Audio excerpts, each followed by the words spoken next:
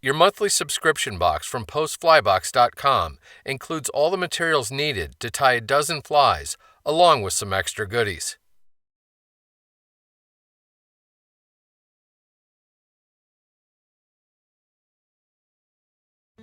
The Black Water Baitfish is a fly pattern that makes its presence known.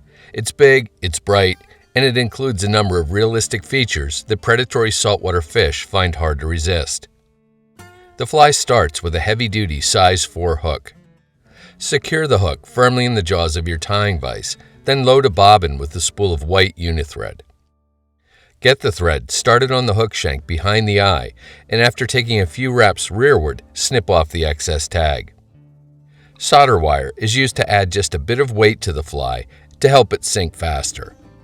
With the coil in hand, anchor the bitter end to the top of the hook shank with tight wraps of tying thread. Take rearward wraps with the solder wire behind your thread.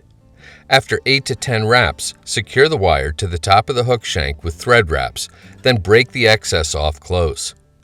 Wrap over top of the wire to secure it even further. Red Zeolon is used to look like the gills of a baitfish or to suggest that it's wounded. Lay the bitter end of the material on top of the hook shank and take thread wraps to secure it. Trim it off in line with the back edge of the hook bend. Snip a small clump of white slinky fibers free from the hank. Get hold of its midpoint and begin rolling and sliding it between your fingers. Do this several times so the fibers are of uneven lengths at either end of the clump. Place the midpoint of the clump on top of the hook shank above your tying thread and take a loose wrap or two to secure it. Push the fibers to the underside of the hook shank and continue securing them there.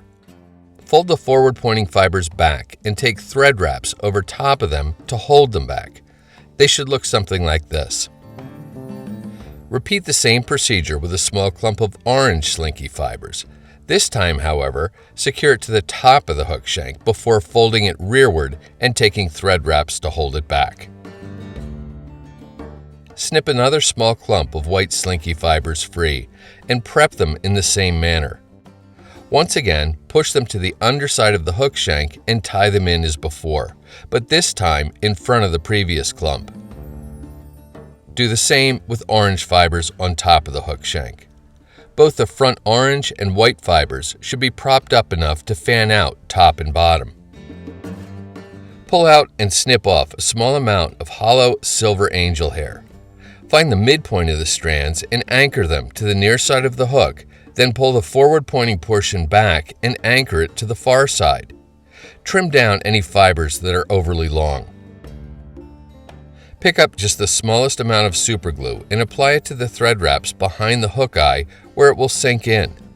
Take tight wraps of tying thread to help set the adhesive beneath. This will ensure nothing can come unraveled or pull free. Fishing line is used to create a weed guard. Snip an 1.5 long length free from the coil. Fold the segment in half to form a small loop. Anchor the loop to the underside of the hook shank with tight wraps of tying thread.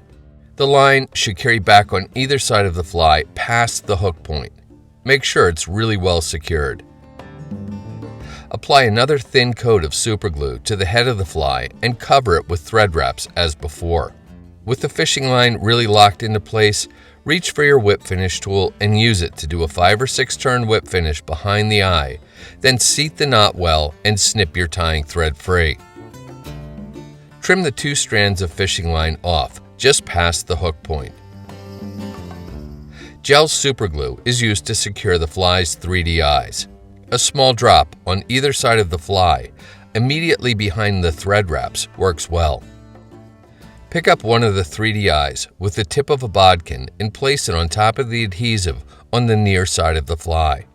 Pressing down on the eye will help to set the adhesive and keep the eye in place. Do the same with another eye on the far side of the fly. Get hold of some head cement, or here Sally Hansen hard as nails, and apply an ample coat to the exposed thread wraps as well as between the eyes. Allow some time for the adhesive to sink in and dry completely. With the adhesive set, use your scissors to snip parallel to the fibers at the back end of the fly. This will help the fibers to taper even more, resulting in a fly that looks more natural and as a result, more attractive.